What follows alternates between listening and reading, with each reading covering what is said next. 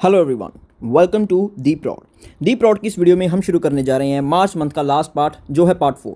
इस वीडियो में हम कवर करेंगे 24 मार्च से लेकर 31 मार्च तक के करंट अफेयर्स और इसके साथ हमारा जो मार्च का मंथ है वो कंप्लीट हो जाएगा। सो शुरू करते हैं अपना फर्स्ट क्वेश्चन। भारत का ऐसा कौन सा राज्य है जो अपना 109वां फाउंडेशन डे ऑब्जर्व करेगा? कब? 22 मार्च को। मतलब 22 मार्च को इसने अपना 109वां फाउंडेशन डे ऑब्जर्व किया और ये राज्य कौन सा है? यह है बिहार। आपको पता होगा 22 मार्च 1912 को जो बिहार है इसका फॉर्मेशन हुआ था। और आपको इंडिया की अलग अलग स्टेट्स का जो फाउंडेशन डे है वो आपको पता होना चाहिए। जैसे हम बात करते हैं 1 नवंबर की, जो 1 नवंबर है इस डेट को काफ़ी अलग अलग राज्य हैं जिनका फाउंडेशन डे होता है, जैसे कर्नाटका, केरला, छत्तीसगढ़, पंजाब, हरियाणा, राजस्थान, मध्य प्रदेश। सो आप देख सकते हैं कि 7 राज्य, 7 स्टेट्स ऐसी हैं जो अपना फॉर्मेशन डे ऑब्जर्व करती हैं। कब? 1 नवंबर को। एक बार रिपीट करते हैं, कर्नाटका, केरला, छत्तीसगढ़, पंजाब, हरियाणा, राजस्थान एंड मध्य प्रदेश। इसके बाद 9 नवंबर को उत्तराखंड अपना फॉर्मेशन डे ऑब्जर्व करती है, उत्तराखंड। और आपको पता होगा कि 15 नवंबर को क्योंकि बिरसा मुंडा का जन्मदिन होता है, इसीलिए जो झारखंड है ये अपना फॉर्मेशन डे ऑब्जर्व करता है, झारखंड। क्लियर? सो झारखंड अपना फॉर्मेशन डे ऑब्जर्व करता है 15 नवंबर को। 9 नवंबर को करता है उत्तराखंड। 1 नवंबर को करती हैं इंडिया के 7 राज्य। कौन कौन से? कर्नाटका, केरला, छत्तीसगढ़, पंजाब, हरियाणा, राजस्थान एंड मध्य प्रदेश। एक और लिख लो, ये है नागालैंड। नागालैंड अपना फॉर्मेशन डे ऑब्जर्व करता है 1 दिसंबर को। क्लियर? 1 दिसंबर को। सो ये इंडिया के अलग अलग राज्यों का अलग अलग फाउंडेशन डे है, ये आपको याद करना है। हमारा नेक्स्ट क्वेश्चन है कि नीति आयोग ने कितने बैंकों के बारे में कहा है कि वो पब्लिक सेक्टर बैंक प्राइवेट नहीं होंगे? ओके, जैसे कि आपको पता है प्राइवेटाइजेशन हो रहा है और कई बैंक्स प्राइवेट कर दिए गए हैं, लेकिन जो नीति आयोग है इसने लिस्ट दी है 6 बैंक्स की, 6 अलग अलग बैंक्स की लिस्ट दी गई है। किसके द्वारा? नीति आयोग के द्वारा। और इसने कहा है कि ये 6 पब्लिक सेक्टर बैंक्स प्राइवेट नहीं किए जाएंगे। क्यों नहीं किए जाएंगे? क्योंकि अब इनका मर्जर होकर ये इतने बड़े हो चुके हैं कि अब इनको प्राइवेट करने का कोई मतलब ही नहीं है। सो आपको पता होना चाहिए भी ये 6 बैंक कौन कौन से हैं। फर्स्ट है state bank of India, second है पंजाब नेशनल बैंक, थर्ड है यूनियन बैंक, इसके बाद फोर्थ है कैनरा बैंक, फिफ्थ है इंडियन बैंक और सिक्स्थ है bank of Baroda. Clear? State bank of India, Punjab national bank, union bank, Canara bank, Indian bank and bank of Baroda. NITI Aayog के अनुसार ये बैंक्स अब प्राइवेट नहीं किए जाएंगे। क्लियर? जैसे कि आपको पता ही है जो स्टेट बैंक ऑफ इंडिया है 2017 में 5 इसकी सब्सिडरीज को इसके साथ मर्ज कर दिया गया था और एक भारत महिला विकास बैंक था जिसका मर्जर कर दिया गया था एसबीआई के साथ। सो अब जो एसबीआई है वो इतना बड़ा बैंक बन चुका है कि अब इसको प्राइवेट करने का कोई मतलब नहीं है। और मर्जर में आपको पता ही है भी पंजाब नेशनल बैंक है, इसमें 2 बैंक आकर समा गए थे। कौन कौन से? एक तो था OBC, oriental bank of commerce, और इसके साथ यूनाइटेड बैंक और ओबीसी ये पंजाब नेशनल बैंक में समा गए थे, इसलिए ये भी बहुत बड़ा बन गया। यूनियन बैंक है जो यूनियन बैंक है, इसमें Andhra bank plus corporation bank आकर समा गया था। ओके, कैनरा बैंक में कौन आ गया था? कैनरा बैंक में समा गया था सिंडिकेट बैंक। और जो इंडियन बैंक है, इंडियन बैंक में इलाहाबाद बैंक समा गया था। ओके, इसीलिए आपको ये मर्जर्स का भी पता होना चाहिए भी कौन सा बैंक किस में समा गया। और नीति आयोग कह रहा है कि ये 6 ऐसे बैंक्स हैं जिनका प्राइवेटाइजेशन नहीं होगा। भारत का ऐसा कौन सा राज्य है जिसने भारत की पहली गवर्नमेंट जिसका संचालक करेगी एक ऐसी एम्बुलेंस चलाई है जो जानवरों के लिए है? ओके, एनिमल एम्बुलेंस चलाई गई है। और ये किस राज्य ने शुरू की है? ये शुरू की गई है आंध्र प्रदेश द्वारा। आंध्र प्रदेश ने ये जो गवर्नमेंट, आंध्र प्रदेश की जो गवर्नमेंट है इसने अपने जानवरों के लिए एम्बुलेंस की सर्विसेज शुरू की है और ये पूरी तरह इसका संचालक करेगी कौन? आंध्र प्रदेश की सरकार। ठीक है। सो आंध्र प्रदेश के चीफ मिनिस्टर का नाम क्या है? उनका नाम है जगन मोहन रेड्डी। जगन मोहन रेड्डी। और इसके गवर्नर कौन है? आंध्र प्रदेश के गवर्नर है विश्वभूषण हरिचंदन, विश्वभूषण हरिचंदन। और जो जगन मोहन रेड्डी जी हैं, chief minister of Andhra Pradesh, इनको एक अवार्ड भी मिला है जिसका नाम है best chief minister of the year का award. Best chief minister of the year, okay, best chief minister of the year किनको डिक्लेयर किया गया है? यह है आंध्र प्रदेश के चीफ मिनिस्टर जगन मोहन रेड्डी। इसके बाद हमारा नेक्स्ट क्वेश्चन है कि कौन है जिसने मेंस सिंगल में टाइटल जीता है ऑल इंग्लैंड बैडमिंटन चैंपियनशिप का। जो ऑल इंग्लैंड बैडमिंटन चैंपियनशिप, ये एक चैंपियनशिप थी बैडमिंटन की, और इसमें मेंस सिंगल में कौन जीते हैं? इनका नाम है ली जी जिया, ली जी जिया। और ये प्लेयर हैं मलेशिया के, मलेशिया जिसकी कैपिटल है कोलालमपुर। क्लियर? मलेशिया के ये प्लेयर हैं और इन्होंने जो फाइनल्स है, फाइनल्स में हराया विक्टर एक्सेल्सन को, विक्टर एक्सेल्सन। और जो विक्टर एक्सेल्सन है ये प्लेयर हैं डेनमार्क के। क्लियर? ली जी जिया जो मलेशिया के प्लेयर हैं, ऑल इंग्लैंड बैडमिंटन चैंपियनशिप में इन्होंने हराया डेनमार्क के विक्टर एक्सेल्सन को। और ये तो मेंस सिंगल की बात कर रहे हैं हम। अगर हम बात करें वुमेन्स सिंगल की, और अगर हम बात करें वुमेन्स की, तो वुमेन्स में कौन जीता है? वुमेन्स में ऑल इंडिया बैडमिंटन चैंपियनशिप को जीता है जापान की एक प्लेयर। जापान की ये एक काफ़ी पॉपुलर प्लेयर हैं और इनका नाम है नाजोमी ओकुहारा, नाजोमी ओकुहारा। क्लियर? नाजोमी ओकुहारा को नाओमी ओसाका के साथ कंफ्यूज मत करना। नाओमी ओसाका, जो नाओमी ओसाका है ये भी एक जापानीज प्लेयर है, लेकिन जो नाओमी ओसाका है ये टेनिस की प्लेयर हैं, और नाजोमी ओकुहारा ये है बैडमिंटन की प्लेयर। दोनों जापान की प्लेयर हैं, दोनों बहुत इंपॉर्टेंट है, लेकिन दोनों को कंफ्यूज मत करना क्योंकि दोनों के नाम थोड़े से मिलते हैं। क्लियर? हमारा नेक्स्ट क्वेश्चन है कि कौन सी ऑर्गेनाइजेशन है जिन्होंने एक कैंपेन शुरू किया है जिसका नाम है सही दिशा। सही दिशा कैंपेन शुरू किया गया है किस ऑर्गेनाइजेशन द्वारा, जो हेल्प करेगा वुमेन्स को, महिलाओं को मदद करेगा अपने लाइवलीहुड को और एंटरप्रेन्योरशिप को बढ़ाने में। कहाँ पर? रूरल एरियाज में। ओके, ये शुरू किया गया है यूनाइटेड नेशन डेवलपमेंट प्रोग्राम के द्वारा, यूनाइटेड नेशन डेवलपमेंट प्रोग्राम, जिसके हेडक्वार्टर्स आपको मिलेंगे न्यूयॉर्क में। न्यूयॉर्क में इसके हेडक्वार्टर्स मिलेंगे आपको यूनाइटेड नेशन डेवलपमेंट प्रोग्राम के। हाल ही में एक जो क्रिकेट ग्राउंड है रावलपिंडी का, उसको एक नया नाम दिया गया है और उसका नाम रखा गया है किस पर? शोएब अख्तर पर, क्योंकि शोएब अख्तर ये एक पाकिस्तान के फास्ट बॉलर थे और इनको रावलपिंडी एक्सप्रेस भी कहा जाता था। रावलपिंडी एक्सप्रेस। क्लियर? हमारी इंडियन आर्मी ने recently 4 heron unmanned aerial vehicles लिए हैं। कौन सी कंट्री से? ये एक तरह के ड्रोन्स हैं और ड्रोन्स काम आते हैं मेनली जो सर्वेलेंस करने के लिए, किसी जगह पर निगरानी करने के लिए। ये अनमैन्ड एरियल व्हीकल्स होते हैं जिनमें कोई पायलट की ज़रूरत नहीं होती और ये रिमोट कंट्रोल्ड होते हैं। क्लियर? और ये हमने लिए हैं इजराइल से। इजराइल से हमने ये 4 हमारे जो अनमैन्ड एरियल व्हीकल्स हैं ये लिए हैं। ये एक हिसाब के ड्रोन हैं। ओके, और आप मुझे बता सकते हैं भी ऐसी कौन सी कंपनी है जिन्होंने फर्स्ट टाइम ड्रोन इंश्योरेंस शुरू किया है? ड्रोन इंश्योरेंस करने वाली फर्स्ट कंपनी का नाम है HDFC Ergo. HDFC Ergo, HDFC Ergo अब तक की पहली कंपनी है जिसने ड्रोन इंश्योरेंस स्टार्ट किया है।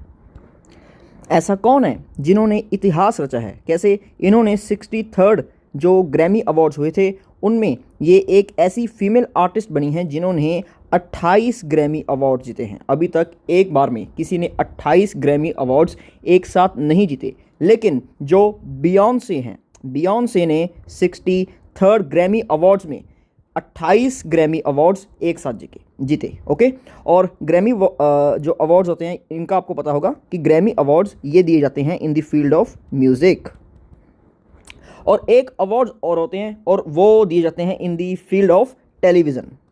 ओके, टेलीविज़न में दिए जाने वाले अवार्ड्स, उनका नाम बता सकते हैं आप? उनको कहते हैं Emmy awards. Emmy awards. Clear? और एमी अवार्ड्स और ग्रैमी अवार्ड्स में कंफ्यूज नहीं होना। इसके बाद नेक्स्ट क्वेश्चन है कि कौन सी स्टेट या फिर यूनियन टेरिटरी है जिन्होंने अनाउंस किया है कि वो ओपन करेंगे स्पेशल वुमेन मोहल्ला क्लिनिक्स। सो वुमेन मोहल्ला क्लिनिक्स ये शुरू किए गए हैं दिल्ली सरकार की तरफ से। ओके, दिल्ली सरकार ने शुरू किए हैं वुमेन मोहल्ला क्लिनिक्स। और आपको पता होगा जो न्यू दिल्ली है, इन्होंने एक कैंपेन भी शुरू किया था डेंगू के खिलाफ। उसका नाम क्या था? 10 हफ्ते 10 दिन 10 बजे कैंपेन।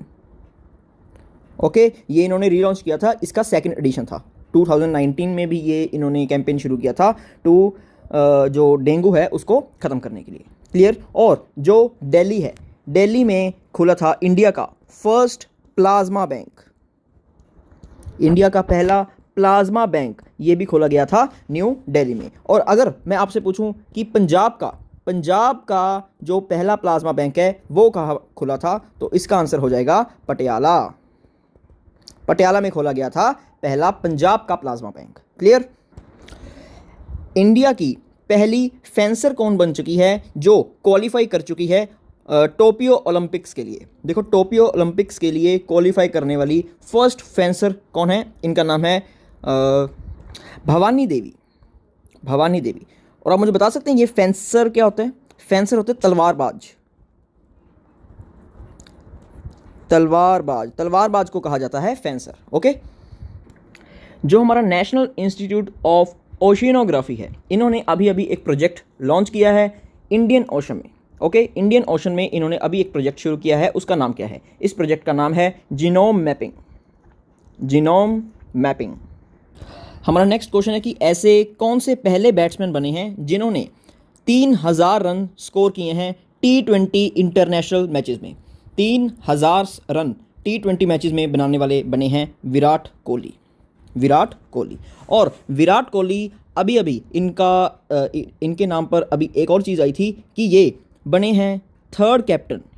इंडियन टीम के थर्ड कैप्टन बने हैं जिन्होंने इंडिया की टीम को कैप्टनसी दी है। कितने? 200 इंटरनेशनल मैचेस में। 200 इंटरनेशनल मैचेस में कैप्टनसी करने वाले विराट कोहली बने हैं थर्ड कैप्टन। क्लियर। और पहले दो का नाम आप मुझे बता सकते हैं? सो पहले हैं मोहम्मद अजरुद्दीन। मोहम्मद अजरुद्दीन फर्स्ट ऐसे कैप्टन हैं जिन्होंने इंडिया की जो टीम है उसको लीड किया है। कितने मैचेस में? 200 मैचेस में। और सेकंड थे MS धोनी, महेंद्र सिंह धोनी। और अभी अभी हाल ही में थर्ड बने हैं विराट कोहली। क्लियर। और विराट कोहली के नाम अभी 1-2 रिकॉर्ड्स भी बने हैं 2-3 महीने पहले। इन्होंने 1-2 रिकॉर्ड तोड़े हैं। किसके? लेजेंड सचिन तेंदुलकर के। और वो रिकॉर्ड्स के क्या क्या थे? इन्होंने सबसे फास्टेस्ट 22,000 इंटरनेशनल रन स्कोर किए। 22,000 इंटरनेशनल रन स्कोर किए कितने मैचेस में? 462 मैचेस में। जहां की जो सचिन तेंदुलकर है उनका रिकॉर्ड था 22,000 international runs in 493 matches. Clear. और इन्होंने एक रिकॉर्ड और तोड़ा है सचिन तेंदुलकर का। कौन सा? इन्होंने 12,000 वनडे रन स्कोर किए। वनडे रन स्कोर किए किसने? विराट कोहली ने। सिर्फ 242 मैचों में वनडे रन बनाए 12,000। जहां की जो सचिन तेंदुलकर हैं इन्होंने लिए थे 300 मैचेस। सो ये 2 रिकॉर्ड हैं सचिन तेंदुलकर के जो तोड़ दिए गए हैं विराट कोहली के द्वारा। जो रशीद खान है, इन्होंने हाल ही में अभी एक 19 साल पुराना एक रिकॉर्ड तोड़ दिया कि इन्होंने बॉलिंग की मैक्सिमम कितने? 99.2 ओवर्स के लिए। और 99.2 ओवर्स फेंक कर इन्होंने किस पुराने क्रिकेटर का रिकॉर्ड तोड़ दिया? ये हम बात कर रहे हैं 21वीं शताब्दी की, मतलब 21st सेंचुरी की। ओके, तो अगर हम बात करें जो राशिद खान है, इन्होंने शेन वॉर्न का रिकॉर्ड तोड़ दिया। शेन वॉर्न का। ओके, जो शेन वॉर्न है इन्होंने 98 पॉइंट कुछ जो ओवर है वो फेंके थे। और जो राशिद खान है इन्होंने 19 साल पुराना ये रिकॉर्ड तोड़ दिया उनका। इन्होंने बॉलिंग की 99.2 ओवर्स की। एक रिकॉर्ड हो रहा है जो अभी तक टूट नहीं पाया, और जो रिकॉर्ड टूट नहीं पाया वो किसका है? वो है मुथैया मुरलीधरन का। ओके, इन्होंने 1998 में 113.5 ओवर फेंके थे। 113 ओवर और 5 गेंदें फेंकी थी। बट क्योंकि ये 20वीं शताब्दी की बात हो रही है, इसलिए इस रिकॉर्ड को अभी हम कंसीडर नहीं कर सकते। क्लियर। जो शेन वॉर्न है ये ऑस्ट्रेलिया के क्रिकेट खिलाड़ी हैं। क्लियर। हमारा नेक्स्ट क्वेश्चन है कि जो यूनियन कैबिनेट है इन्होंने एक हाई लेवल कमेटी बनाई है, एक हाई लेवल टीम बनाई है जो medical care and public health के अरेंजमेंट्स करेगी। कहाँ पर? जो कुंभ हुआ है हरिद्वार में। हरिद्वार में आपको पता है इस साल कुंभ हुआ है, और इस कुंभ में जो मेडिकल केयर और पब्लिक हेल्थ के अरेंजमेंट्स है एक कमेटी के द्वारा किए गए हैं। और उस कमेटी के जो चेयरमैन हैं उनका क्या नाम है? उनका नाम है SK Singh. Option A, SK Singh बने हैं उस कमेटी के चेयरमैन।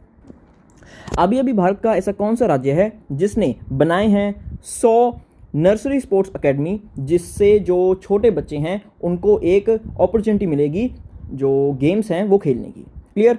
सो ये जो 100 नर्सिंग स्पोर्ट्स एकेडमीज बनाई गई हैं ये बनाई गई है by the Rajasthan government. Okay, Rajasthan की सरकार ने ये बनाई है। आप मुझे बता सकते हैं जो राजस्थान है इसके चीफ मिनिस्टर कौन है? चीफ मिनिस्टर हैं अशोक गहलोत। जहाँ की यहाँ पर गवर्नर कौन है? गवर्नर है कलराज मिश्रा। क्लियर। और जो राजस्थान की सरकार है इन्होंने एक स्कीम भी शुरू की है जिसका नाम है इंदिरा रसोई योजना। इंदिरा रसोई योजना के तहत जो गरीब बच्चे हैं उनको 8 रुपये पर प्लेट के हिसाब से खाना दिया जाएगा। बहुत ही न्यूट्रिशियस जो मील है वो प्रोवाइड की जाएगी by the government of Rajasthan. ऐसा कौन सा देश है जिसने अभी इंटरनेशनल सोलर अलायंस का जो अग्रीमेंट है वो साइन किया है? मतलब कि जो इंटरनेशनल सोलर अलायंस है इसको ज्वाइन कर लिया है, और इस देश का नाम है इटली।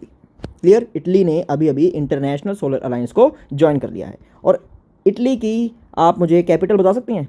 इटली की कैपिटल है रोम। क्लियर। ऐसे किसी भारतीय का नाम बताइए जिसको अभी इंटरनेशनल वुमेन ऑफ करेज 2021 से सम्मानित किया गया है। Okay, women of the courage मतलब कि अपनी बहादुरी के लिए ये अवार्ड मिला है। और इस लड़की का क्या नाम है? ये एक लड़की है, इस लड़की का नाम है गौशल्या शंकर। Option B, Kausalya Shankar. और जो जात पात के नाम पर जो हिंसा की जाती है इस लड़की ने, गौशल्या शंकर ने उसके खिलाफ आवाज़ उठाई और इसके लिए इसे international women of the courage award से सम्मानित किया गया।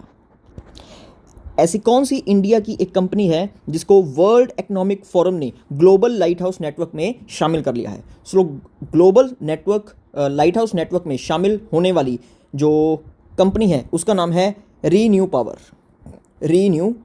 और वर्ल्ड इकोनॉमिक फोरम, आप इसके हेडक्वार्टर्स बता सकते हैं? इसके हेडक्वार्टर्स आपको मिलेंगे जिनेवा में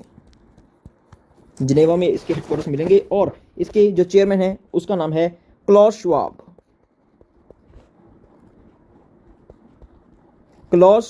श्वाब हैं वर्ल्ड इकोनॉमिक फोरम के चेयरमैन, और जिनेवा हेडक्वार्टर में हैं इसके हेडक्वार्टर्स।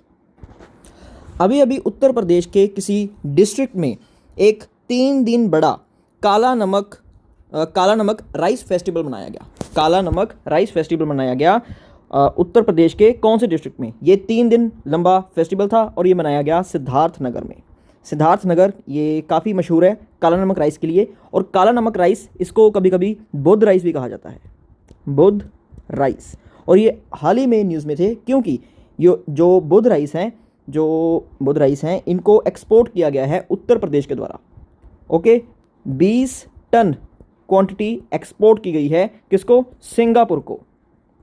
सिंगापुर को ये जो बुध राइस हैं जिसको हम काला नमक चावल भी कहते हैं, ये एक्सपोर्ट किए गए हैं सिंगापुर को। एक ज्वालामुखी है जिसका नाम है संगे नाम का ज्वालामुखी अभी फटा। ये किस देश में है?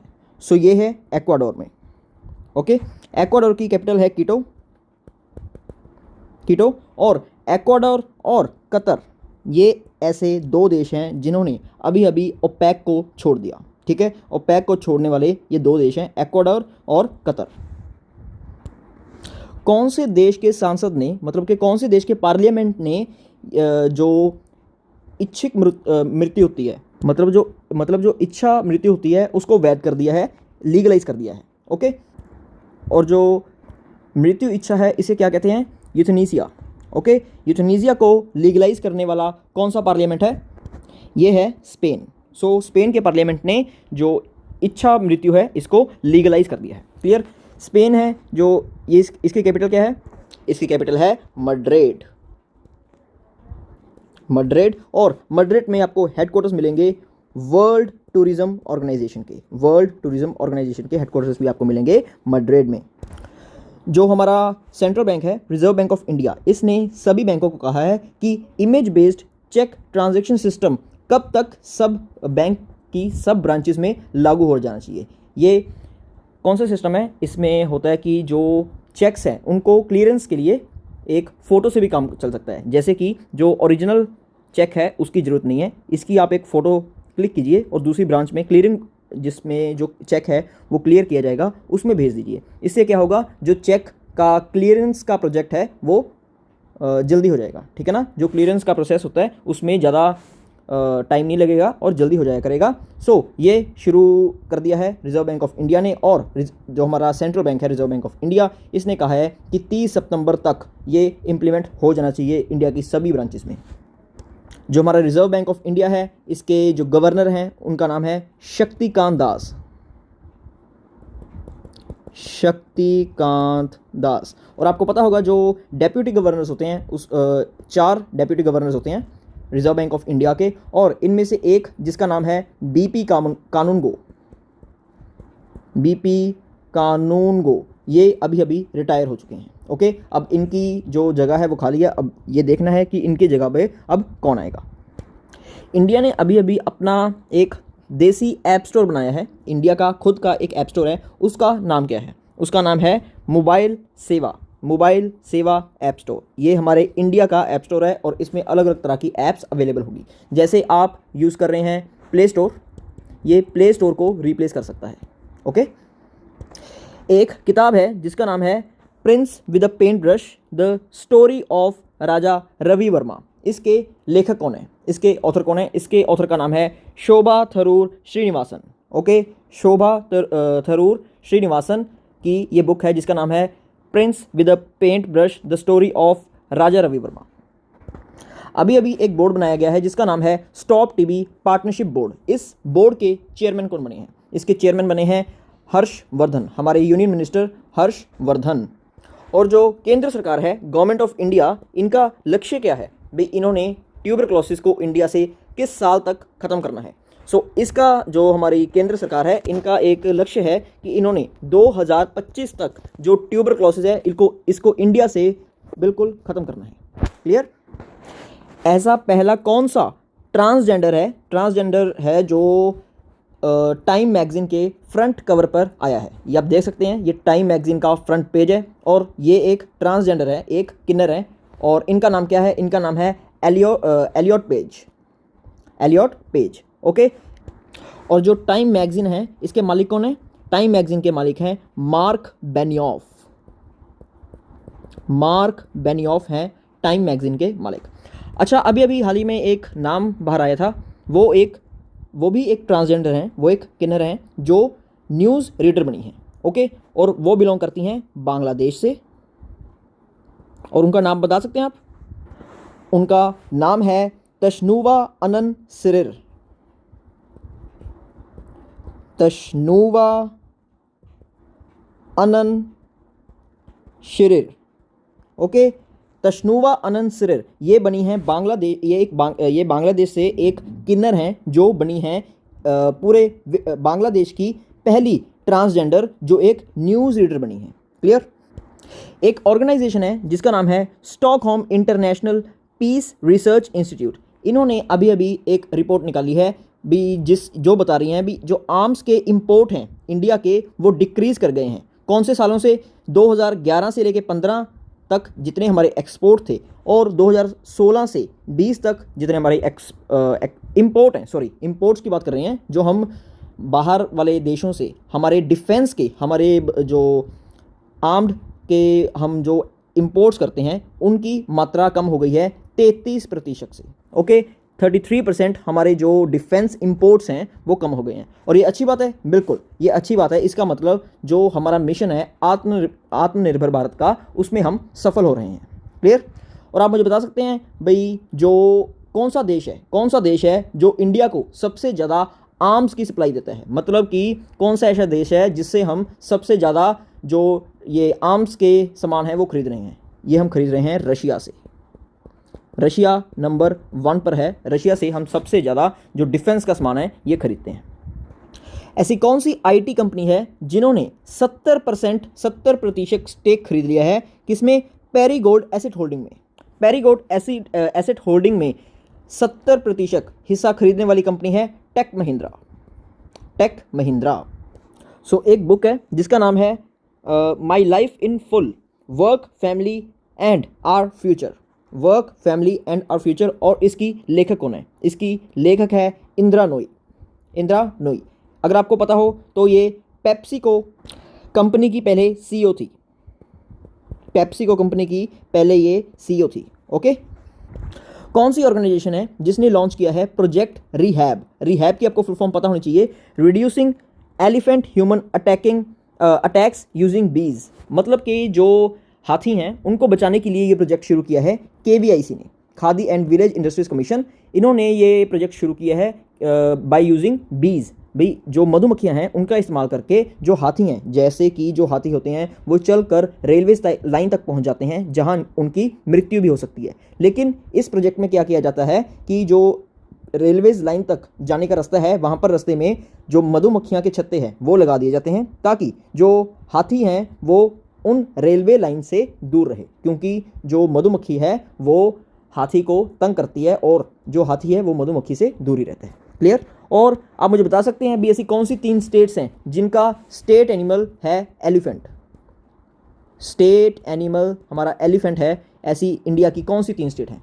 Kerala, Karnataka and Jharkhand. Okay, Jharkhand, Kerala and Karnataka, ये 3 ऐसी स्टेट्स हैं जिनका स्टेट एनिमल एक ही है, वो है हाथी। नेशनल वैक्सीनेशन डे, जिसको हम नेशनल इम्यूनाइजेशन डे भी कहते हैं, ये हमने पहली बार किस साल में मनाया था? पहले आपको पता होना चाहिए कि जो राष्ट्रीय टीका दिवस है ये मनाया जाता है 16 मार्च को। 16 मार्च को ये मनाया जाता है और पहली बार ये मनाया गया था 1995 में, क्योंकि इसी साल जो एक बीमारी थी पोलियो, उसकी वैक्सीनेशन बनाई गई थी और उसको याद करने के लिए 16 मार्च को हम राष्ट्रीय टीका दिवस मनाते हैं। और आपको पता होगा कि जो अभी कोरोना वायरस की वैक्सीन है वो वैक्सीनेशन का जो प्रोग्राम है वो शुरू हो चुका है। और पंजाब में एक मशहूर एक्टर हैं जिनका नाम है सोनू सूद। सोनू सूद को एम्बेसडर बनाया गया है जो पंजाब में टीकाकरण प्रोग्राम है। ओके, वैक्सीनेशन का जो कैंपेन लग रहा है पंजाब में, कोरोना वायरस की वैक्सीन का जो कैंपेन लग रहा है उसके एम्बेसडर, ब्रांड एम्बेसडर किसको बनाया गया है? सोनू सूद को। और इंडिया में अभी सिर्फ 2 वैक्सीन हैं जो यूज़ हो रही हैं कोरोना वायरस की। एक का नाम है कोविशील्ड, ये सीरम इंस्टीट्यूट ऑफ इंडिया की है, और एक का नाम है कोवाक्सिन और ये है भारत बायोटेक की। भारत बायोटेक के जो सीईओ हैं उनका नाम है कृष्णा एला, और सीरम इंस्टीट्यूट के जो सीईओ हैं उनका नाम है आदार Poonawalla. Clear? NPCI, national payment corporation of India, इन्होंने हाल ही में एक फीचर ऐड किया है जो आपके ग्रीवेंसेस को, जो आपकी प्रॉब्लम्स हैं उसका समाधान करेगा भीम एप्लीकेशन पे। ओके, सो इसका नाम क्या है? इसका नाम है यूपीआई हेल्प। एक किताब है जिसका नाम है the bride of the forest, the untold story of Yayati's daughter. Okay, so इसके लेखक कौन है? इसकी लेखक है माधवी एस महादेवन। रिज अहमद बने हैं एक पहले मुसलमान जो नॉमिनेट किए गए हैं बेस्ट एक्टर के लिए ऑस्कर्स में। ऑस्कर्स को हम एकेडमिक अवार्ड्स भी कहते हैं। क्लियर? सो ऑस्कर्स के लिए बेस्ट एक्टर नॉमिनेटेड किए गए हैं रिज अहमद, ये पहले मुसलमान हैं। और ये जो नॉमिनेटेड हुए हैं किस मूवी में इन्होंने रोल किया था जिसके कारण ये ऑस्कर्स में बेस्ट एक्टर की कैटेगरी में नॉमिनेट किए गए हैं? सो उस मूवी का नाम है साउंड ऑफ मेटल। और जो रिज अहमद हैं ये बिलोंग करते हैं पाकिस्तान से। अंडर ग्राम उजाला स्कीम के तहत एक हाई क्वालिटी के एलईडी बल्ब्स दिए जाएंगे रूरल एरियाज़ में। ओके, और उसकी कॉस्ट क्या होगी? सो ये दिए जाएंगे 10 रुपये पर पीस के हिसाब से। कौन सी स्कीम के तहत? ग्राम उजाला स्कीम के तहत। ओके, और जो ग्राम उजाला स्कीम है इसको इम्प्लीमेंट कौन कर रहा है? इसको इम्प्लीमेंट कर रहे हैं CESL, जिसकी फुल फॉर्म हो जाएगी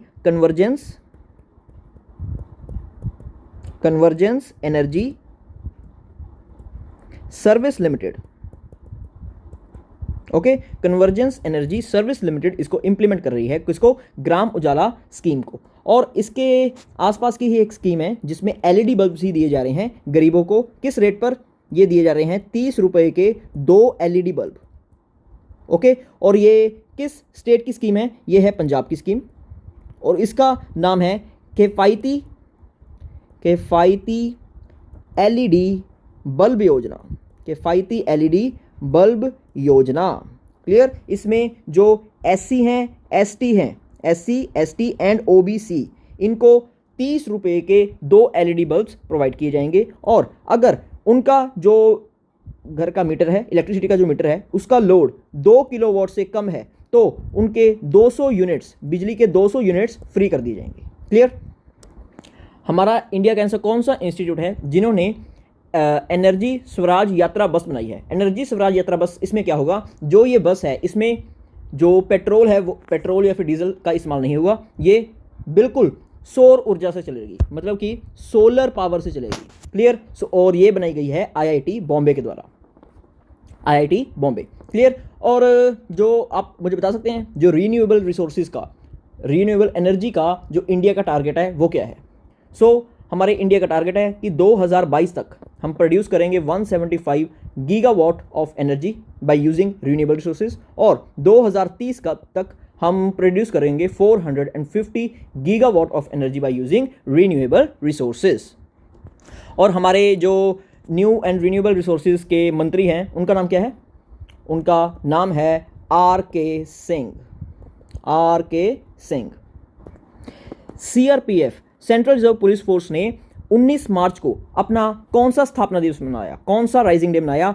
इन्होंने बनाया अपना 82वां स्थापना दिवस, क्योंकि आपको पता होगा कि 19 मार्च 1939 को जो CRPF है ये बनी थी। ओके, और CRPF के डायरेक्टर जनरल का नाम बता सकते हैं? डायरेक्टर जनरल का, डायरेक्टर जनरल CRPF के कौन हैं? पहले थे AP महेश्वरी, अब वो रिटायर हो चुके हैं। अब AP महेश्वरी को रिप्लेस किया है कुलदीप सिंह ने। कुलदीप सिंह ने AP महेश्वरी को रिप्लेस किया है और बन चुके हैं डायरेक्टर जनरल ऑफ CRPF। जो CRPF है ये मैंने अभी आपको बताया कि 1939 में बनी थी। और इसका मोटो क्या है? इसका मोटो है service and loyalty. Service and loyalty.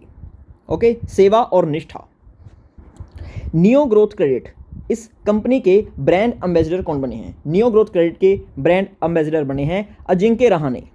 Option B, Ajinkya Rahane बने हैं नियो ग्रोथ क्रेडिट के brand ambassador. Samia Suluhu Hassan, जो सामिया सुलूहू हसन है, ये पहली एक महिला हैं जो राष्ट्रपति बनी हैं किस देश की? सामिया सुलूहू हसन ये पहली महिला राष्ट्रपति बनी है तंजानिया की। तंजानिया की कैपिटल क्या है? तंजानिया की कैपिटल है डोडोमा। और जो अफ्रीका महाद्वीप का सबसे ऊंचा पर्वत है माउंट किलीमंजारो, वो भी तंजानिया में है। ओके, और जो सामिया सुलूहू हसन है ये अभी राष्ट्रपति क्यों बनी है? क्योंकि जो पहले राष्ट्रपति थे जॉन मगुफली, उनकी रिसेंटली डेथ हो गई। नए राष्ट्रपति बनी है सामिया सुलूहू हसन। हमारा जो रक्षा मंत्रालय है, डिफेंस मिनिस्ट्री, ये इन्होंने अभी कौन सी कंपनी के साथ एक MOU साइन किया है कि ये 4,960 million 2T anti tank guided missiles खरीदेगा।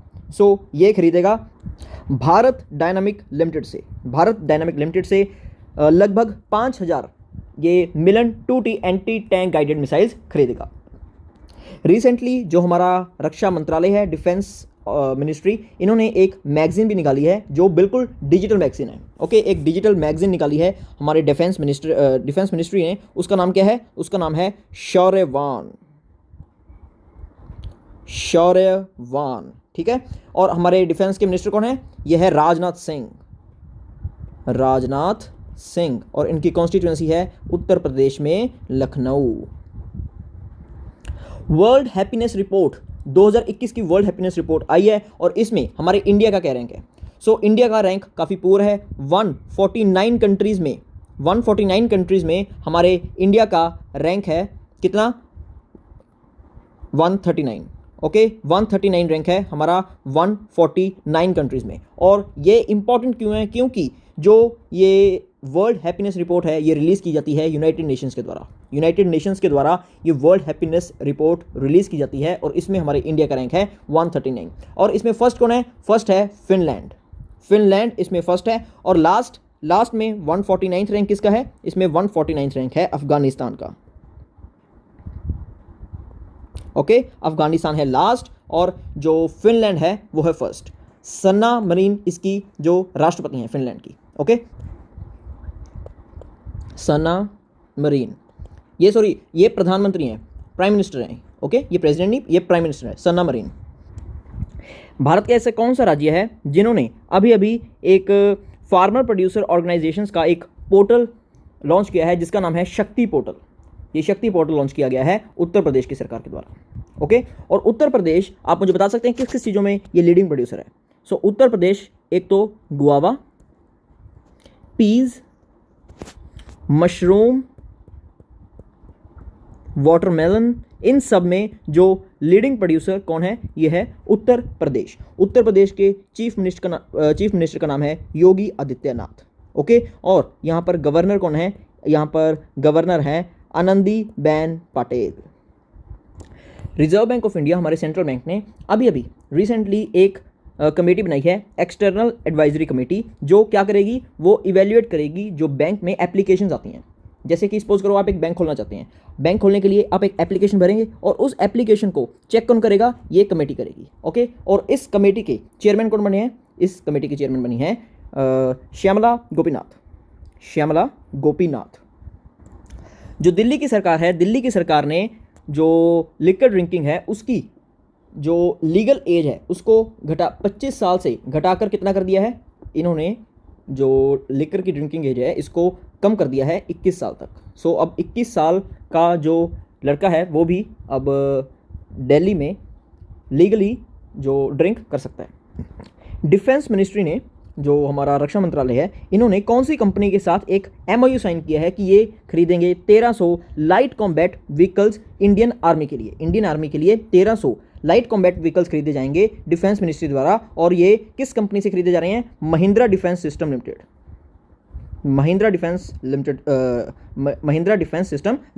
और आप मुझे बता सकते हैं जो महिंद्रा एंड महिंद्रा ग्रुप है उसके CEO कौन बने हैं, उसके CEO Mahindra and Mahindra full जो पूरा ग्रुप है इसके जो CEO हैं वो बने हैं अनीश शाह। बहुत इंपॉर्टेंट क्वेश्चन है ये भी। ओके, कौन सी ऐसी टीम है जो विजय हजारे ट्रॉफी जीती है 2020-21 की। 2020-21 की विजय हजारे ट्रॉफी जीती गई है मुंबई के द्वारा। मुंबई ने हराया उत्तर प्रदेश को 6 विकेट से। ओके, एक तरफा ही मैच था ये, मुंबई ने ये मैच जीत लिया 6 विकेट से और हराया उत्तर प्रदेश को। कौन सा ऐसा संगठन है, कौन सा ऐसा ऑर्गेनाइजेशन है जो आतंकवाद को ख़त्म करने के लिए, एंटी टेररिज्म के लिए एक एक्सरसाइज करेगा जिसका नाम है पब्बी एंटी टेरर 2021। ये एक एक्सरसाइज है पब्बी एंटी टेरर 2021 और ये करेगा शंघाई कॉरपोरेशन ऑर्गेनाइजेशन जिसके हेडक्वार्टर्स आपको मिलेंगे बीजिंग में आपको शंघाई कॉरपोरेशन ऑर्गेनाइजेशन के हेडक्वार्टर्स मिलेंगे। ओके, और बीजिंग में ही आपको हेडक्वार्टर्स मिलेंगे AIIB के, एशिया इंफ्रास्ट्रक्चर इन्वेस्टमेंट बैंक के। क्लियर।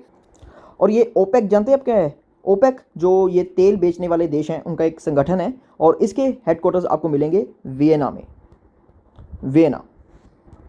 2020 का गांधी पीस प्राइज़ ये किसको दिया गया है, गांधी पीस प्राइज़ दिया गया है शेख मुजीबुर रहमान को। शेख मुजीबुर रहमान, इनको फादर ऑफ बांग्लादेश भी कहा जाता है, father of Bangladesh. Clear, father of Bangladesh कहा जाता है शेख मुजीबुर रहमान को। ये जो अवामी लीग पार्टी है उसके फाउंडर हैं और इनकी बेटी है शेख हसीना जो आज के टाइम में प्राइम मिनिस्टर हैं बांग्लादेश की। 2020 में जो शेख मुजीबुर रहमान है इनकी 100वीं बर्थ एनिवर्सरी सेलिब्रेट की गई और भारत और बांग्लादेश मिलकर एक फिल्म बना रहे हैं जिसका नाम है बगाबंधु, और बगाबंधु के जो डायरेक्टर हैं, निर्देशक हैं, उनका नाम क्या है? उनका नाम है श्याम बेनेगल। श्याम बेनेगल। क्लियर? रिसेंटली बांग्लादेश ने अपना 50th इंडिपेंडेंस डे भी मनाया। कब? 26 मार्च 2021 को। हमारे प्रधानमंत्री नरेंद्र मोदी शेख हसीना को मिलकर आए और इन्होंने वहाँ पर जाकर 5 MOU भी साइन किए। क्लियर? इंडिया और पाकिस्तान को कनेक्ट किया गया एक पैसेंजर ट्रेन से, जो चलेगी ढाका से लेकर न्यू जलपाईगुड़ी तक, जो वेस्ट बंगाल में है, और ये इंडिया और बांग्लादेश के बीच में तीसरी पैसेंजर ट्रेन है। क्लियर? और आप मुझे बता सकते हैं जो पहली दो पैसेंजर ट्रेन है उनका क्या नाम है? सो पहली का नाम है मैत्री एक्सप्रेस, ये कनेक्ट करेगी ढाका को कलकत्ता के साथ, और दूसरी है बंधन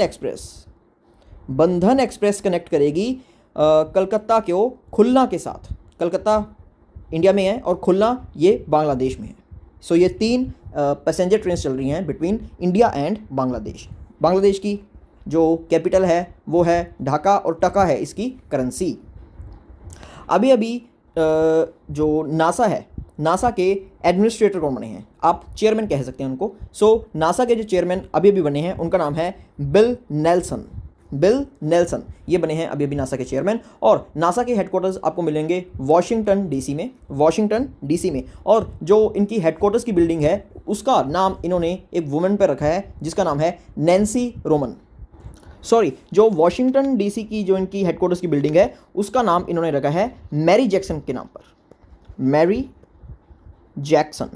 मैरी जैक्सन के नाम पर इन्होंने अपने वॉशिंगटन डीसी की जो नासा की हेडक्वार्टर्स की बिल्डिंग है उसका नाम रखा है। ओके? और इसके अब नए निर्देशक बने हैं बिल नेल्सन। जो हमारी गवर्नमेंट है इन्होंने अभी एक कमेटी बनाई है जो पॉपुलराइज करेगी, जो मशहूर करेगी लेगेसी को। किसकी? जो 11th सेंचुरी के किंग थे अनंगपाल II। जो अनंगपाल II थे ये कौन सी डायनेस्टी के राजा थे?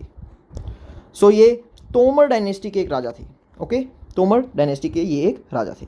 और MCQ फॉर्मेट का आज हमारा लास्ट क्वेश्चन, योगी राज बाबा गंभीर नाथ ऑडिटोरियम और कल्चर सेंटर ये उत्तर प्रदेश के कौन से डिस्ट्रिक्ट में खुला है? ये उत्तर प्रदेश के गोरखपुर डिस्ट्रिक्ट में खुला है। क्लियर? गोरखपुर डिस्ट्रिक्ट के बारे में आपको मैं बताना चाहूँगा कि जो गोरखपुर डिस्ट्रिक्ट है यहाँ पर उत्तर प्रदेश में खुला है एक गिद्ध को बचाने का एक कंजर्वेशन रिजर्व, मतलब कि वल्चर कंजर्वेशन रिजर्व।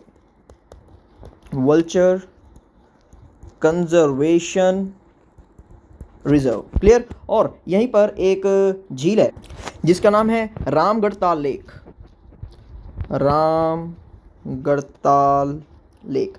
जो ये रामगढ़ताल लेक है ये न्यूज़ में इसलिए थी क्योंकि यहाँ पर इंटरनेशनल बर्ड फेस्टिवल किया जाएगा। क्लियर? और जो गोरखपुर है ये एक कारण के लिए और मशहूर में ये न्यूज़ में था। क्योंकि यहाँ पर एक ज़ू है जिसका नाम शहीद अशफाउल्लाह खान पर रखा गया है, ये भी गोरखपुर में है। और आपको याद होगा, आपने मॉडर्न हिस्ट्री में ये पढ़ा होगा कि 1922 में जो चौरी चौरा इंसिडेंस हुआ था वो भी हुआ था उत्तर प्रदेश के गोरखपुर डिस्ट्रिक्ट में।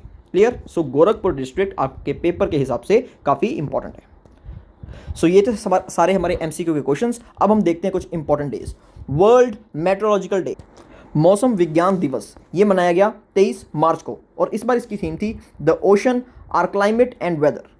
23 मार्च को ये मनाया गया। इसके बाद आता है हमारा मार्टर्स डे होता है शहीदी दिवस। ओके? शहीदी दिवस मनाया गया 23 मार्च को, और भारत में शहीदी दिवस 2 दिन को मनाया जाता है। एक तो 23 मार्च को क्योंकि इस दिन जो भगत सिंह, सुखदेव और राजगुरु इन तीनों को फांसी लगाई गई थी, और दूसरा 30 जनवरी को, बाय मिस्टेक शायद मैं लास्ट वीडियो में इसको 10 जनवरी बोल गया था, उसको करेक्ट कर लेना, यह है 30 जनवरी। 30 जनवरी को भी शहीदी दिवस मनाया जाता है क्योंकि इसी दिन महात्मा गांधी की डेथ हुई थी। महात्मा गांधी को इसी दिन गोली मारकर इनकी हत्या कर दी गई थी, इसलिए 30 जनवरी को भी शहीदी दिवस मार्टर्स डे मनाया जाता है। और 30 जनवरी को लेप्रेसी डे भी मनाया जाता है, ये भी ध्यान रखना, लेप्रेसी डे भी 30 जनवरी को मनाया जाता है। क्लियर? इसके बाद आता है वर्ल्ड ट्यूबरक्लोसिस डे। ये मनाया जाता है 24 मार्च को, और इस बार की थीम थी द क्लॉक इज टिकिंग, मतलब कि समय गुजर रहा है, द क्लॉक इज टिकिंग। और मैंने आपको पहले भी बताया कि ट्यूबरक्लोसिस ख़त्म करने का लक्ष्य क्या है हमारा 2025 तक हम चाहते हैं कि जो ट्यूबरक्लोसिस है उसको बिल्कुल हम ख़त्म कर दें। इसके बाद आता है द अर्थ आर 2021। ये मनाया गया 27 मार्च को। वैसे 27 मार्च को नहीं मनाया जाता, ये मनाया जाता है हर बार last Saturday of the month, मतलब कि मार्च के लास्ट सैटरडे को ये अर्थ आवर मनाया जाता है। इसमें क्या होता है, 1 घंटे के लिए सारी जो बिजली है वो बंद कर दी जाती है, सारी लाइट्स ऑफ कर दी जाती है 1 घंटे के लिए। क्लियर। इसके बाद आता है world theatre day. World theatre day ये मनाया गया 27 मार्च को। क्लियर। सो ये थे हमारे कुछ इंपॉर्टेंट डेज। सो इसी के साथ हमारी वीडियो खत्म होती है। ये था हमारा मार्च का पार्ट 4। इसके बाद हम एक नया फ्रेश मंथ शुरू करेंगे और अब हम मिलते हैं अप्रैल के पार्ट 1 में। Thanks for watching the prod.